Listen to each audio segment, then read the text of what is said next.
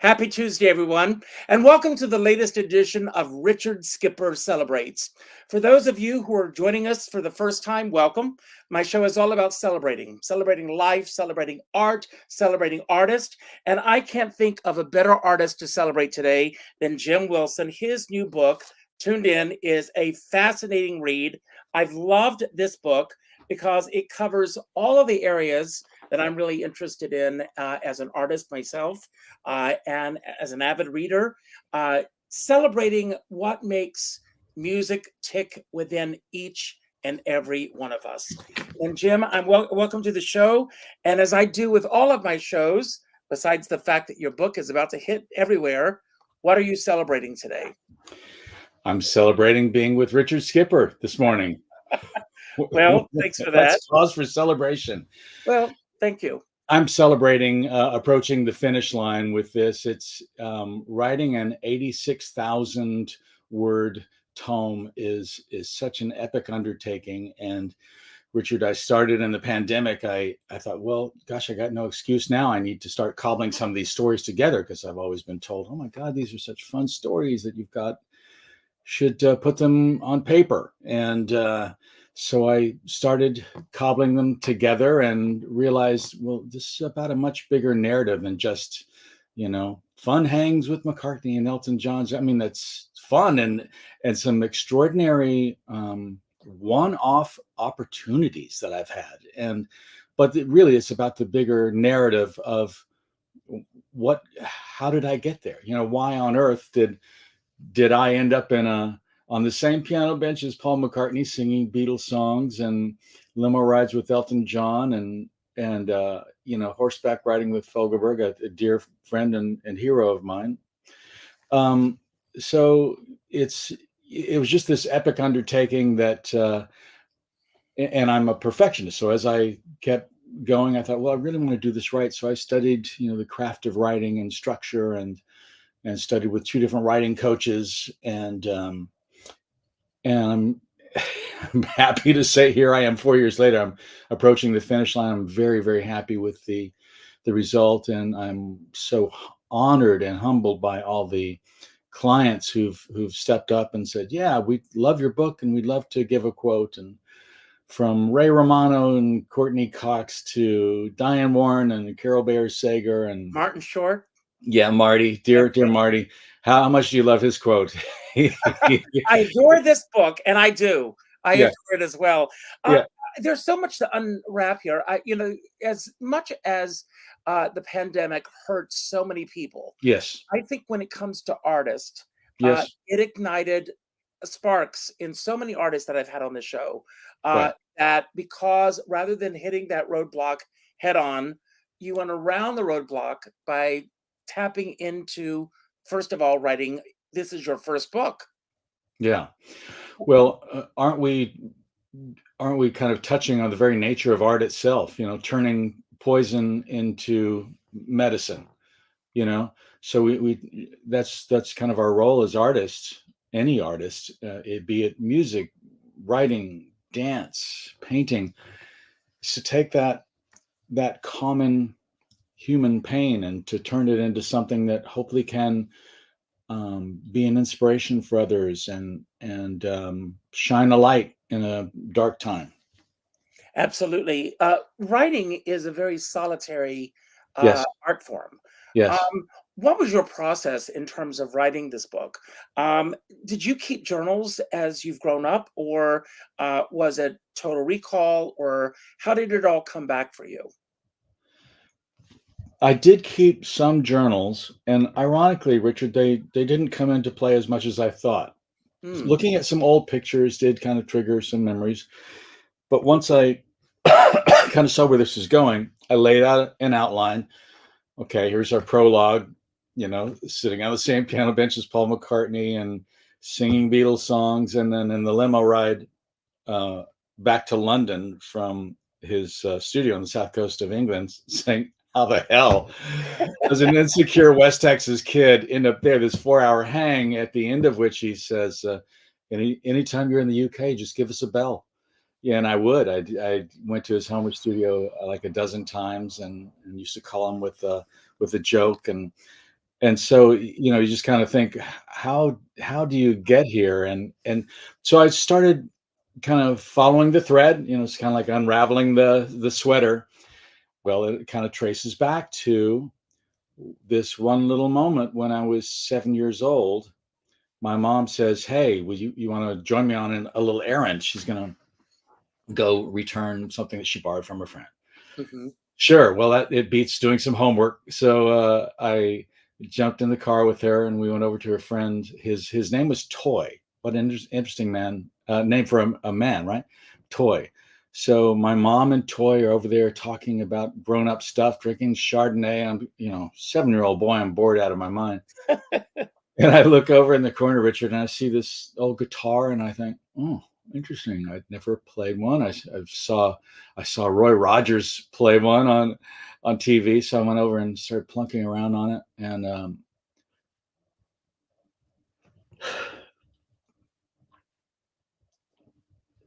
sorry, it, it is No, an emotional. you're going to do a lot of crying today. They call me No, the brutal let me finish this thought, please. It's an emotional moment because this one gesture. So this guy Toy saw him. As we were leaving, he said, "I saw you plunking around on that guitar. Do you like it?" I said, "Yeah, it's cool." He goes, "Take it. It's yours." Mm, So with those 4 words, he changed the direction of my life. And it goes to show you how you never quite know what your gestures, what things you do for other people, how it's going to impact their lives. And one of the themes in my book is called the power of one. hmm. And how one moment, how one interaction, how one gesture from a friend, how one random occurrence can change the direction of your life. And so that was the first of 4 major, power of one moments where this one gesture just pointed me in a direction. And because he gave me this guitar, I could now kind of plunk around on this guitar and discover music on my own terms, whereas just months before, my mom had wanted me to take piano lessons, and I doth protest. And I thought, man, if music is about these stupid dots and sticks on a page, I don't want anything to do with it. Every good boy does not necessarily do fine. So when I got this guitar, man, I can start picking out melodies on guitar, and it really did change the direction of my life. And it's funny that you started with this. I actually circled guitar, the word guitar, in Ah, your book, okay, because I feel the same way. It's these moments, we may think they're random moments, but I don't think they're random. I think it's part of our destiny right, that that moment happened exactly when it was supposed to happen. You also go into detail with some of the turmoil that was surrounding you at that time. And then I feel that music was a saving grace for you. And you said you were absolutely, pointing out everything on your guitar, from My Fair Lady to whatever you heard on the radio. right, right. Right, and so much of it does come from my parents. My mom especially had this place in her heart for folk music. She loved Joan Baez. She worshipped her, and so around the house I would hear Joan Baez and My Fair Lady, as you said, and there's this one seminal moment where she's singing, "Oh Shenandoah, I long to hear you far away." She's singing that, and I can see this misty look in her eyes, and it's expressing some kind of deep sentiment. And I think at that moment, I kind of understood at a cellular level how music can really speak to one's innermost spiritual beauty and express that angst that uh, so much more than we're able to say with words. And I kind of got that at an early age. And honestly, Richard, I hear fragments, I hear echoes of that melody in stuff that I compose today, because that's kind of in my melodic DNA, if you will. That kind of folk, Appalachia, the nice open melodies with a big, beautiful shape. Yeah. Yeah. Uh, so many things that pop out for me in this book. I mean, you mentioned, of course, and we're going to talk about that a little later on, these incredible celebrities that have become a part of the fabric of your life. Yeah. When I think about hearing your stories, um, I'm thinking not from your point of view, but from their point of view, and Okay. how great it was to meet you and Oh, have you be a part of their lives. right. Because, I see with so many people, and I've been very fortunate in terms of my own circle of friends, that Right. people will say, "Oh my God, you're not going to believe who I met last night," and I always follow that up with, "But they met you as well," Right. and I think that's very important. Uh, Another pivotal moment was when your grandmother came to live with you, and I love the story that you tell about creating, as you put it, your first man cave. So if you can talk about that. Right. Well, that is another one of those little moments that is a defining moment. So, my blind grandmother, French Canadian, she came to live with us when my brother was born. He was born in '64, the year of the Beatles, and the year of Kennedy. Kennedy had just been assassinated, and I mean, it's just a very turbulent time. And my parents were getting divorced, and it was just a really turbulent time in the world and for me as well. So our grandmother came to live with us, and now she's going to get that bedroom, and I was the odd man out. Well, here's a little day bed in the kitchen that you're going to get to sleep on, Jimmy. And my dad had moved out by that point, and I just, man, I hated that situation so much because people would come in the middle of the night and flick on a light, and it was just kind of humiliating. And there was a big closet an oversized closet that my dad had used as a dark room for his photography stuff with all sorts of chemicals and stuff. It was packed to the gills with everything, gallon jars of developing solution and blah blah blah. And so I'd asked my mom, hey, do you think maybe I could use that as a bedroom? And she, well, we'll have a discussion about that, which means never. So as my first big act of self-determinism, one night I waited till everybody went to bed, and then slowly but surely I took the my little day bed, quietly disassembled it, put it up against the wall. I took each bottle one by one and took it out and put it where my bed had been. And suddenly the entire contents over a period of 2 hours were now where my bed had been. The boxes stacked up, but I was doing it very quietly so as not to wake anybody. And then I moved my little bed in there in this windowless room, no air, no ventilation. But let me tell you, this was heaven, because this was my man cave. This is my statement. I deserve this. And I'm not going to wait for somebody else to tell me what's right or wrong. I'd rather, apologize later than to ask permission and get denied. So I just went for it. I just still remember when I woke up, I heard my mom go, "Oh my God," when she saw this stack of everything. But that was a lesson that I learned early on that carried me through later in life, and that is insurmountable obstacles are not insurmountable if you they're surmountable if you break them down one by one. So that whole closet was just completely full, and that's a daunting task. But you pick up one bottle, you move it, and you place it elsewhere. You go in and you get the second bottle. And so that lesson of being able to break down huge tasks into doable chunks, that served me so well later in life. Getting a record deal, producing my first big concert, selling out the Globe News Center in Amarillo, the 1,300 seat, one by one, putting butts in seats. And this enormous project, I broke it down task by task. So it's something that really helped me later in life. You write in your book that there were 4 life lessons that you learned from that experience.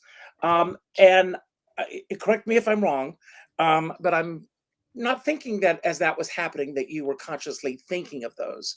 Are those life lessons that you've thought about since that moment, or were these life lessons that came to you as you were putting the words to paper for this book? I would have to say ex post facto. It was after the fact. I kind of look back. I certainly did realize at the time that, and I did have this epiphany as a kid, and it's like, okay, this seemed like an undoable task, but I did it one little thing at a time. And so, yeah, those are lessons that have stayed with me for decades. I keep getting these moments in your life that were turning points, and I want to talk about two of those. One, February 9th, 1964. There, there are there's an army, there's a legion, there are legions, hundreds of thousands of artists today who you ask them, what was it that made you get into music? Watching the Beatles on Ed Sullivan. I Man, you want to talk share about, a very funny story with you, and then I'm going to shut yeah, up. yeah, Mitzi Gaynor yes, was a good friend of mine, yeah, and is a lovely. good friend of mine. And she told me this story that when she got booked to do the Ed Sullivan show, she asked her agent who else was going to be on the show that night. And he said, this new group called the Beatles. And she said, thank God nobody's ever heard of them. This is Right, great. right. I'll be top dog. Right. She was going to be top dog. She said she was sitting in her dressing room, and all of a sudden, there was such a roar that she thought that the subway was coming right through the building. She had never felt or heard anything like that in her life. It Yeah, startled her. She jumped out of her seat, stepped out of the dressing room, and she said, "What is going on?" And they said, "The Beatles just hit." yeah. What a moment in American music history, in history at all. I mean, that moment just it spawned so many artists, so many kids who went, that's it. That's what I'm going to do. And it had never been done. These four mop top lads from Liverpool who said, we love the classic songwriters. We love the Carole Kings or the Jerry Goffins. We love these well crafted hits. And why don't we break the paradigm? Why don't we write our own stuff? It wasn't done, it Mhm. wasn't done. You'd always, the paradigm was Pat Boone. You get a singer who a popular singer, and the A&R man says, well, I think you'd do good with this one. And, and around that time, there was a song around that time was, how much is that doggy in the window? Just, cute stuff. And here these guys coming on, she loves you, yeah, yeah, yeah. And it just was a nuclear explosion, and I'm honored to have been a part of that. And so that moment, compiled with all the records of theirs that burned into my DNA and how they shaped not just my life but the whole world. And then there's that moment when you first meet him, and we're kind of jumping ahead in the story, but I helped to develop the first MIDI adapter for acoustic piano back in the mid '80s, which led to uh, meeting McCartney and Elton, and I was the only guy on the planet you could get this MIDI adapter from and have it installed.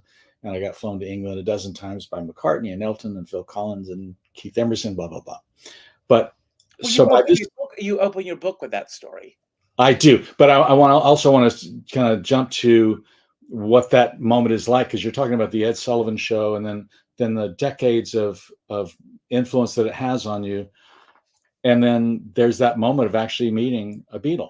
Mhm. And, I get the feeling you've met plenty of celebrities and people, movers and shakers. And it's fun. It's great to be in that jet stream. But Richard, let me tell you, there's meeting celebrities, there's meeting royalty, and then there's meeting a Beatle. There's just something in you that when you actually see them in the flesh, it's so beyond your mind's ability to comprehend. So that first 30 minutes, I had to kind of be there because I'm on a mission. I had to be professional. Pleasure to meet you. And I'm gonna do this, and this to your piano. By the way, the touch is a little heavy. I'm a piano technician. I can address that if you want. And the tone is blah blah blah. Yeah, sure, go for it. Have at it. And well, that was a Friday around 4 or 5 in the afternoon. So I had my work cut out for me because he was going to come tomorrow morning at Saturday at 10 to hear what I'd done. So I worked into the night till around 1 in the morning, showed back up at the studio at 10, and he comes in, he's in a wonderful, playful mood. And by this time I've gotten over the initial shock. Okay, well, that's he really does exist. It's not a fantasy. And he was in a good mood, and I kind of tapped into that and thought, okay, for whatever strange reason in the universe, this is really happening. You really are here with Paul McCartney, and he's listening to you explain the how the MIDI adapter works, and by golly, he's in a mood to kind of joke around and play around. And I started easing into that moment, and it just became this incredible thing with him, with us talking about as and the limo ride back to London. I'm starting to write down all these things we talked about, this whole long list of things, because when you're in the middle of a conversation, it's flowing and going and you're not thinking about it. So after the fact, I'm writing, okay, we talked about Jimmy Page, we talked about Yoko, we talked about the Beatles. We sang a Beatles song. He told me, it was incredible. So there's meeting celebrities, and then there's meeting a Beatle. Well, there are these, I call them full circle moments. Yeah, I mean, that's right. people that I grew up idolizing on television, hearing Right. their music, and to know that they're part of I call it the fabric of our lives Absolutely. now, Yes. it's mind-boggling. Uh, Yes. and, and I get this feeling that you have this quality about yourself that puts these celebrities at ease, because I know what it's like to be with some of these celebrities, and a lot of people are on the take, this, Yeah. and that's not your situation. Yeah. But the fact that you're there to offer them something that they need in their lives, whether it be good conversation, friendship, music, whatever, you deliver the goods.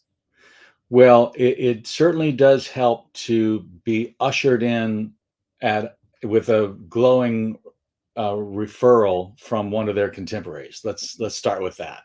And I've been on the flip side of that, where some celebrity out in the wild, and you try to introduce yourself, and you sound like you fumble all over yourself, and you get tongue tied. But with pretty much every client that I've ever had, I've been ushered in.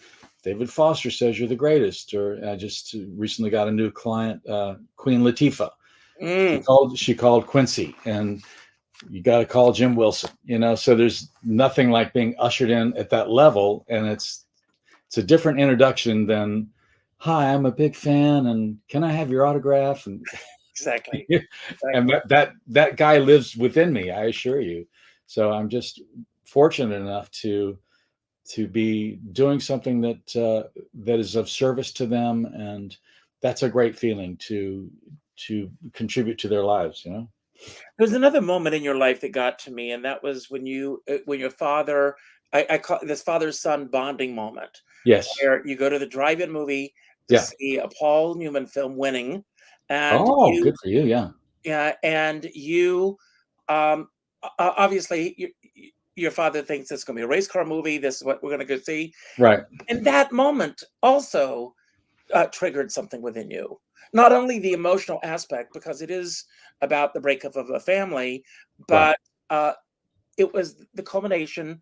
I don't want to give away too much of your book. I love this book, by the way. Oh, Um, thank you. I don't Thank want to you. give away too much, but the culmination of drama and music coming together. Yes. Yeah. And doesn't that speak volumes about the ability of music to penetrate beyond words, beyond thoughts? The Winning, the movie you're talking about. My dad and I jumped in to pickup truck and went to go see this in the outdoor, in the drive-in theater. And it's a great movie, but Dave Grusin's score, there's something about that just he's a big influence, and I'm sure this is a pivotal moment for me. How he used the music to really be the third character, as they call it. Music is the third character in the film. So we can say there's the two people on camera, and then the third character, this music and what it's saying and doing. And I just remember bursting into tears at the end of it because it had spoken to me about a broken home, and the music really underscored that. So yeah, the power of music. Aren't we fortunate to be in that universe where we can create music and create art and hopefully be of service to people? What was the experience like for you of looking back on your life as you sit down to write your memoir, to Yeah. put this story on paper, and to revisit uh, these moments in your life, the good, the bad, and the ugly? They're all there. And how do you choose what stories you are going to share? Uh, because I'm sure there are many that are not there. How did you make those choices? Well, ultimately, I just began writing kind of everything, and then the barometer was, does this serve the narrative? And that's ultimately, that became the go no go uh, point where I had to kill a lot of darlings in this. Some fun stories. And it's like, it's fine and well, but does this really serve the narrative of an insecure kid from West Texas discovering music as a means of salvation, moving to Los Angeles, getting sidetracked by a successful piano servicing career, becoming kind of wrapped up in the glitter of a showbiz town that values appearance over, substance. And then ultimately, spoiler alert, it's okay, my best friend dies of a heart attack at the age of 37. And that was the thing that made me go, holy shit, there's no guarantees. I'd kind of been skipping along as, there's always going to be more tomorrows and you'll always get a chance to do this. It's like, no, man, this could be, you can get that tap on the shoulder at any nanosecond. It's like, it's done. Pencils down, turn in your assignment as is. Whatever you've done so far, that's it. So I had just been with my friend Claude. I'm a bit of a softie, so you'll have to bear with me. I am too, so I might join you. Been with my friend Claude, closest friend. He had songs cut by Celine Dion. He was David Foster's right-hand man. He was living the dream, Richard. I thought, man, this is it. And we had these mastermind sessions where we'd talk about creative visualization, and we supported each other in our dreams. And his dream was so lucid, man. I'm gonna have a wife and kids, and I can see my kid coming in to wake me up to make pancakes. And man, ladies and gentlemen, watch this guy, because this is how it's done. Then he played me this sonata on piano that he'd written. He's this big arranger and songwriter, and everybody, he's well respected, but he's going to step out as a solo artist. And I think, wow, people watch this. And this sonata was so stunning. And then just here we are weeks later, I'm in the hospital room, I'm holding his cold hand, and I'm thinking, what the hell happens to those dreams now? So I could see how quickly and easily those dreams, as glorious and as clear as they are, how quickly they just kind of vaporize into a million particles. I know. I lost a very dear friend of mine last year, and she spent the last 15 years of her life, she had written a musical, believe it or not, about Liberace. And every waking moment of her life was devoted to getting this show to Broadway. I bring it myself here. And when she died suddenly of a heart attack, the first thought that went in my head was, I hope it was all worth it. Right. Yeah. Because, I mean, we're so driven. I'm a very driven person. I know you are as well. Yeah. Is it, if the process was fun for her, right, it was worth it. Right. And that's what we have to tap into. Yes. Yes. That I'm often asked, what common thread do you find working with all these celebrities? And that's, you just tapped on it, which is learning to love the process. Mhm. Here's McCartney, who's written a million songs, more classic hits than anybody on earth, and he's made enough money for himself, for his grandkids to live off of. But here he is, and he's got an art studio, and he paints, just because he loves the creative process. And so, for your friend, and I'm sorry for your loss, but there is that kind of heartbreaking poignancy of like, oh, those dreams. And yes, I hope it was worth it. I hope you enjoyed the process. Mhm. But there's also the flip side of that. Oh God, whatever it is that you wish to aspire to in life, get the hell on with it. And certain dreams are more accomplishable than others. And, I know friends who've worked on Broadway musicals and that's a commitment, man. And it's all on spec. Mhm. That's years and years of your life. Well, look, I mean, Barry Manilow, 20 years to get Yes. Harmony to Broadway, Yes. and it closes, Yeah. after a few weeks. Yeah. Oh, And these moments happen all the time. I wanna go back. I'm gonna go way back with you for just a moment. okay. I asked for a photograph of you at 5 years of age. There's a reason that I do this, Okay. I because love to that. me, the 5-year-old self is the purest self. It's before life begins to put layers on you. It's before life begins to tell you who you are, Right. who you should be, who you shouldn't be. And of course, we learn a lot about your childhood in your book. But when you look at this photograph, and I love the expression on your dog's face and yours. Yes. What do you remember about this photograph? Well, I will tell you, my dear Aunt Billy Joe, my dad's sister, she never had kids of her own, so she kind of became the adoptive mom of my sister Jenny and I, and ultimately Paul. And she just loved to do these kind of things. She'll have us for the weekend, and she took me to Olin Mills, which is a photo. Oh, was that a national chain? You Yeah, seem you I've got. light up. Hold on. Yeah. This is You have. my Olin Mills. Oh, stop it. Oh, look at that cute boy. What happened? What Oh, I happened to know, I that cute know, I boy? know. You were so cute. You're still Oh, I adorable. know, I know. But so you asked me what I remember. Well, there's the flat top haircut. That's my uncle's doing. He's taking me every Saturday or whatever for the flat top crew cut, flat Mhm. top haircut, whatever. And then of course she dressed me in the cute little vest and her dog Pepper. And so that's what I remember about that. And it's innocence of childhood. You're so right. There we go. And a Yeah. picture of me and my sister and my dad. As I mentioned, was quite actually a good photographer, and Mhm. he took that one and got a little moment, didn't he? That's a great little. That's a great uh, photo. yeah. I've got a photograph just like that of my sister and myself. Okay. It's those moments are just, Right.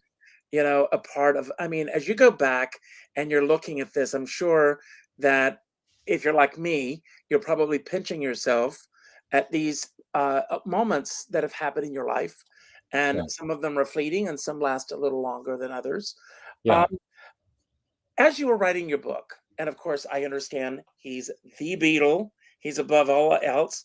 Yes. You chose to start your book with this story. Why this story among the many others that are in your book?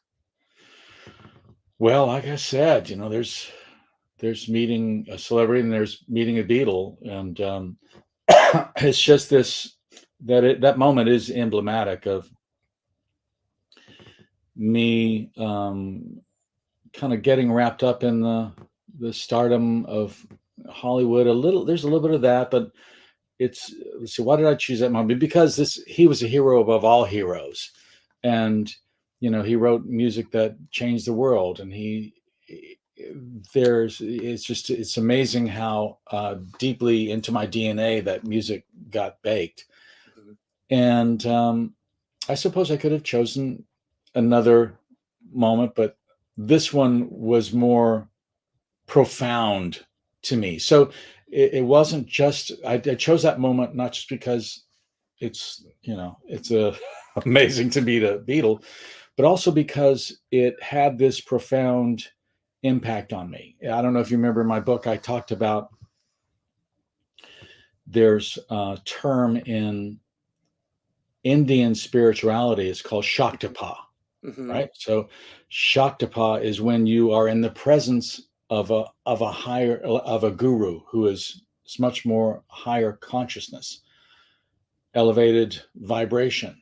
Well, we are all at our atomic level, not to get too woo-woo here, but I mean it's real. You can go woo-woo with me. So We're all just kind of vibrating at different levels.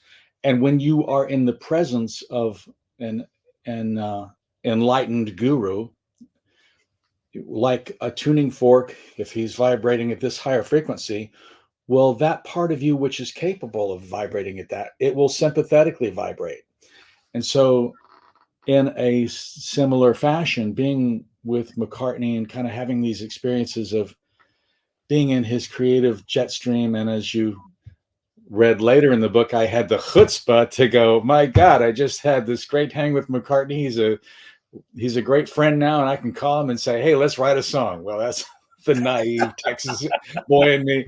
And sure enough, he was down for it. Well, yes, come on over. So we had tea and Bickies with him and Linda, and it was really lovely, and had the pleasure of playing this song for him. And he really liked the idea. And he goes, yeah, it's nice. Play that again. So I did it again. And then the second time around on this chorus that he just now heard, boom, pops in with this perfect harmony that follows me through a little key change in the middle. And it's just, you're just kind of hanging on going, wow, this is crazy. Paul McCartney is singing a harmony to this song that he's contemplating, right? Well, what would we call it? And the song the idea had this, so I'll be here tomorrow. And so, I like the one word titles, maybe tomorrow, so I've already got a song called Yesterday. Oh, you do? How does that one go? Maybe hum a few bars from you. I might have heard it. I love it.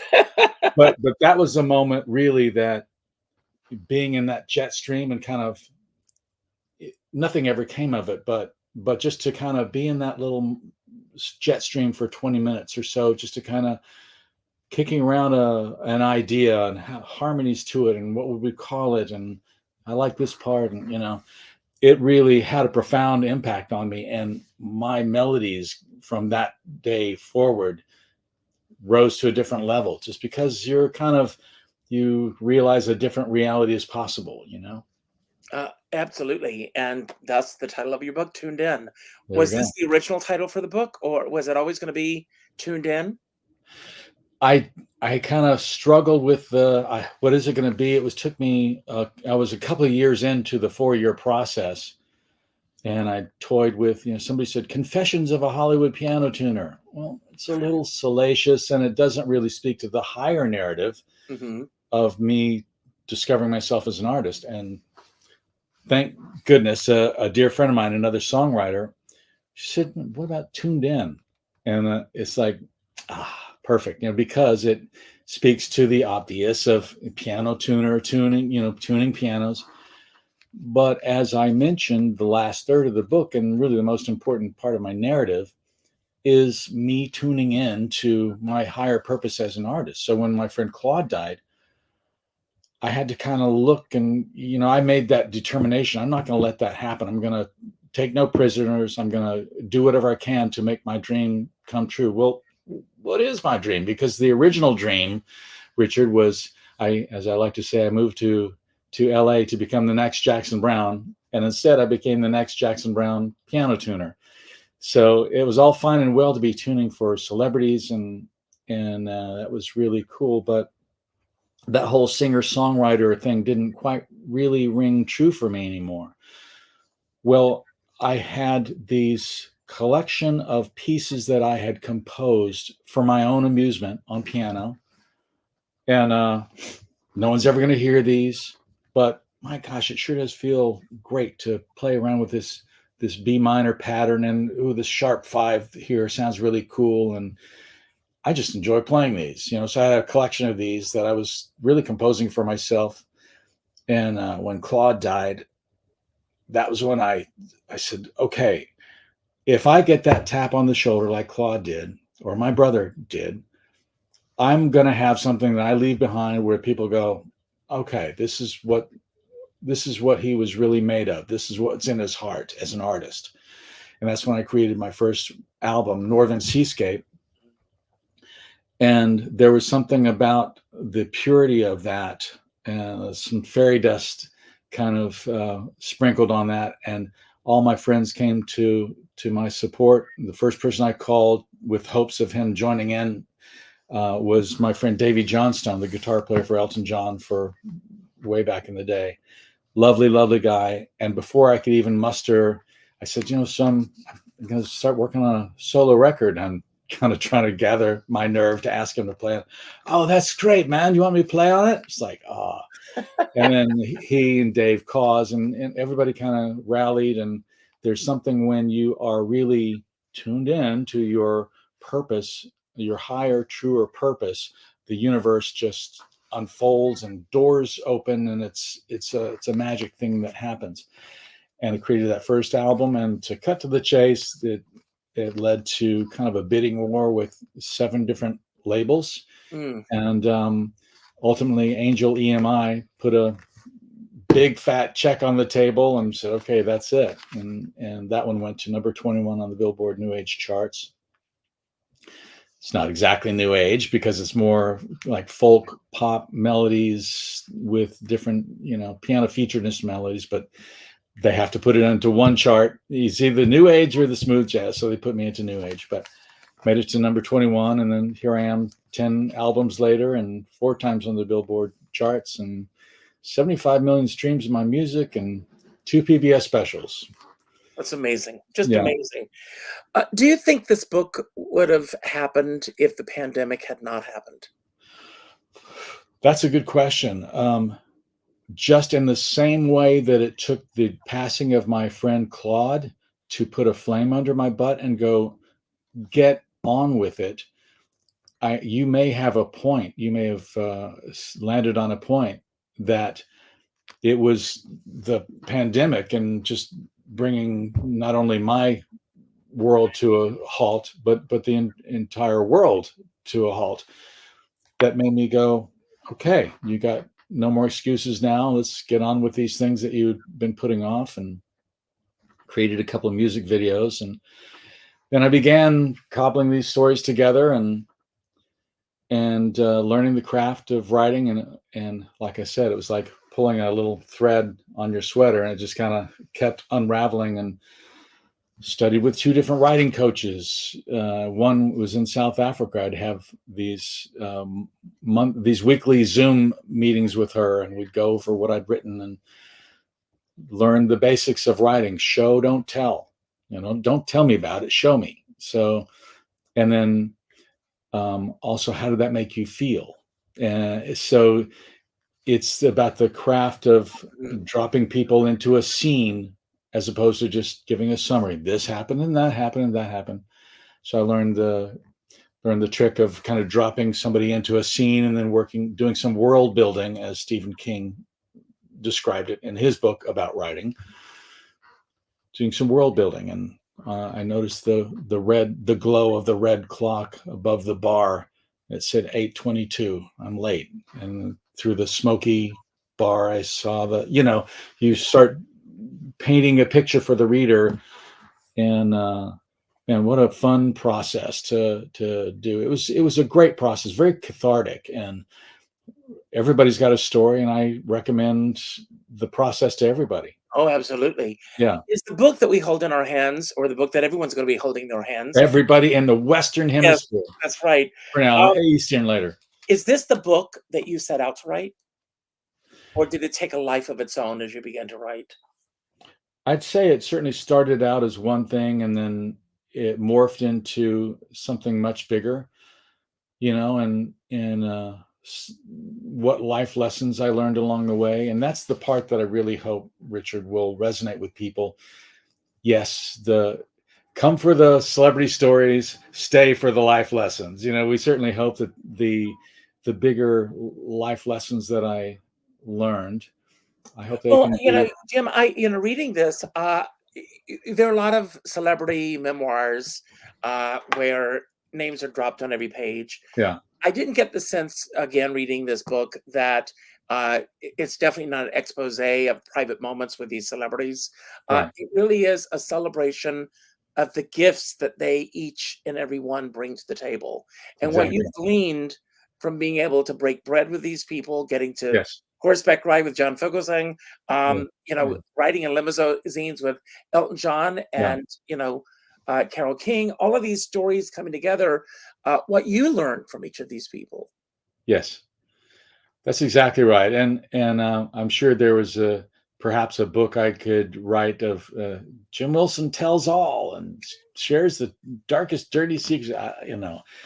But I have too much respect and admiration for all these artists, and that's the bigger message for me is like, what did I gain from being in their jet stream, and what can I share that might be of service to other people in reading this book and following me on my journey and who I became in the process of pursuing my artistic aspirations. This may seem like an unusual question, but I think you're going to get it. Um, do you think that your musical training helped you in terms of you as a writer now? As a book writer and Mhm. author, yeah, I think there are certain disciplines. I thought you were going to go along the terms of music theory, and when I did play that melody for McCartney, I was really quite proud of myself because there was a little modulation in the middle of the chorus. And so we were listening, we're talking about the song. And I said, so how did you like the modulation in the chorus? He goes, it modulated. I said, well, yeah, it goes, we're in C and it goes and the 2-5 up into E flat and then 2-5 back down into C. And he goes, yeah, I like it when it goes from sort of the white keys to the black keys. And I took a beat and I thought, my gosh, there's no elbow in the rib here. This is really how this man who's changed the world with his music and certainly incorporates modulations in what he writes. This is how he kind of relates to it. And, all those years of music theory training that I've taken, I certainly don't regret it because they're great tools. But as we learn, tools aren't rules. And here's a man who's written such extraordinary classics, and they come from a different place with a deeper understanding of the mechanics of music. But to your question of did that kind of help me with writing? I suppose yes, there is a similar thing, like the rhythm of the words. There's number one, show don't tell. Number two, create a scene for people, and a number of other things that I learned about the craft of writing. But there's also how do the words trip across your tongue, and I love it when I can get a phrase that has like the power of three, da da da da, da da da da, da da da da da da. Mm, Even just the rhythm of it, mhm. and that's a win for me. I'd give myself a brownie point every time I'd come up with something that had a nice flow to the rhythm of the words, because I knew that this is going to be, I will do an audiobook later this year, and there's the thing of wanting to make it readable as you read the words, but also have it kind of flow, and there's a mellifluousness to the words. And so yeah, that's where I suppose there's an overlap in the musicality of it all. And are the first words that we read in your book the first words that you wrote? Yes, is that introduction? So, Hmm. yeah, hello, you must be Jim, and I'm guessing you must be, I want to say, Paul. So I would have given anything to have been there on so well, many levels, on so many levels. Well, thank God, and sometimes I do kind of maybe go for. I always go for a moment of levity. It just is in my nature, and I'm sure that I've crossed the line more than once where oh Oh, Jesus, what the hell was I thinking? I Like, remember when, and we've become friends, Melissa Manchester. oh, Uh, she's a love. I I love love Melissa. her. And Yes, the she's a first time doll. she called me and she said, "Hello, Richard, it's Melissa." And I said, "Melissa who?" And she said, "Melissa Manchester." And I knew it was her. Yeah. And she said, and I said, "Prove it." I said, "Well, how can I do that?" And I said, "I want Those 16 bars and days don't were cry out long. loud." And she sat down at the piano and played it for me. That was it. Right. We broke that ice, and Yes. that was just great. Uh, I'm always curious as to whose decision it is that this book is ready to fly. Was it yours? Was it the editor? Or was it the publisher? Ultimately mine, and it passed through a lot of hands, and I'm really really fortunate to have what I kind of called my informal committee. I had literally about 2 dozen beta readers. One's a successful TV writer, and another one's this or that, and my writing coaches, and I just keep going and over. I probably did 10 drafts, and then after about the eighth draft, I kind of thought I'm there, and then I thought, okay, go through one more time and look for, is there any additional opportunity to use visuals? Because that's yet another level of bonus points, or where you can really see, you're using words that they're actually physical objects, and you as the reader can see these things. And so I once I'd kind of manicured it to a point where I knew it was there, I thought, okay, we're ready. So now that it's out there, are you going to be doing the audiobook yourself? I Have think you so. gone back and read this since you wrote it? Yes. I'm I'm proud of how it holds up, Mhm. and I'm looking forward to reading it.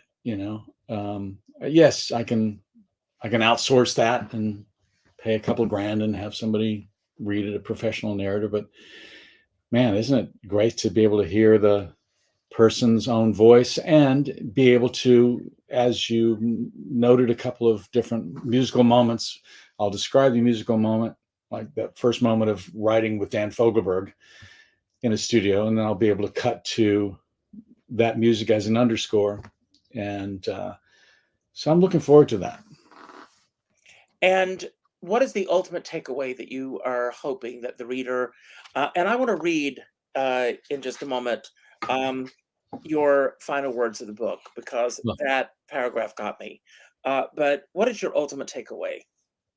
Well, if you're going to read that paragraph, then you know that. I'll tell you what. Why don't you read it? I'd love to hear you read it.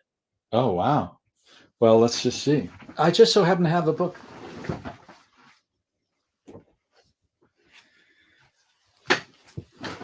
How about you read it, and I'll read along with you. Okay. As I said, I'm a softie, and that 229. writing that I really did. I know that I've landed on something good when it chokes me up writing it, and there were many sections in the book that did that. But to frame that moment, my ultimate mission is, if yes, I want to entertain people, and I've been given some extraordinary one-off opportunities to be in the presence of some great people. But if my struggle as an artist and me achieving what I've achieved, in spite of seemingly insurmountable odds, can inspire somebody, particularly one of my grandkids, then that's enough for me. Just That's one great. or two people, if their lives are transfixed by that, transformed, then I'm in. So,